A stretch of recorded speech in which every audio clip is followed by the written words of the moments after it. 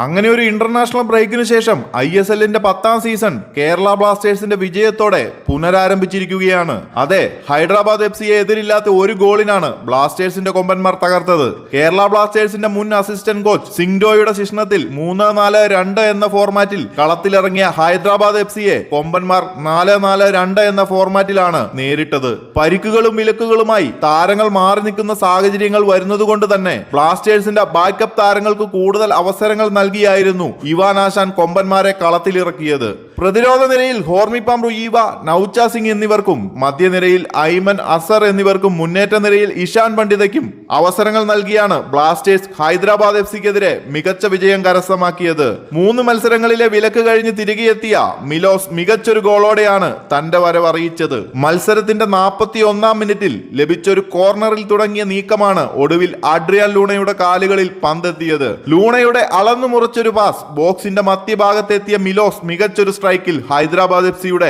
വല കുലുക്കുകയായിരുന്നു. ഒരു ഗോൾ ഉൾപ്പെടെ 3 അറ്റംപ്റ്റുകൾ നടത്തിയ മിലോസ് തന്റെ തിരിച്ചുവരവ് ഗംഭീരമാക്കിയെന്ന് തന്നെ പറയാം. 7 മത്സരങ്ങളിൽ നിന്ന് 16 പോയിന്റുമായി നിലവിൽ കേരള ബ്ലാസ്റ്റേഴ്സ് പോയിന്റ് ടേബിളിൽ 1ാം സ്ഥാനത്ത് എത്തിയെങ്കിലും ഈ ഒരു പ്രകടനം മതിയാകുമോ ISLന്റെ 10ാം സീസൺ കിരീടം ഉയർത്താൻ എന്നത് സംശയമാണ്. കാരണം ISLൽ നിലവിലെ പ്രകടനത്തിൽ വലിയ കരുത്തരല്ലാത്ത ഹൈദരാബാദ് FCയെ പോലൊരു ടീമിനെതിരെ കേവലം ഒരു ഗോളിന് മാത്രമാണ് വിജയിക്കാൻ സാധിച്ചത്. മുൻ മത്സരങ്ങളിൽ കണ്ടുവന്നിരുന്നത് പോലെ മുന്നേറ്റ താരങ്ങൾ ഗോൾ കണ്ടെത്തുന്നതിൽ പരാജയപ്പെടുന്ന കാഴ്ചയാണ് ഹൈദരാബാദ് FCക്കെതിരെയും കണ്ടത്. എതിർ ടീമിലെ പ്രസ് ചെയ്യുന്നതിലും മുന്നേറ്റം നടത്തുന്നതിലും താരങ്ങൾ മികവ് കാട്ടിയെങ്കിലും ഗോൾ മാത്രം നേടാൻ സാധിച്ചില്ല.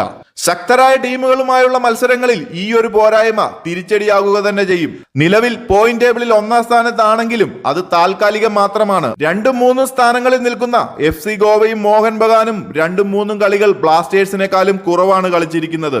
എന്തായാലും പോയിന്റ് ടേബിളിലെ 1ാം സ്ഥാനം ആരാധകരെ പോലെ ബ്ലാസ്റ്റേഴ്സ് ടീമിനും ആത്മവിശ്വാസം കൂട്ടും.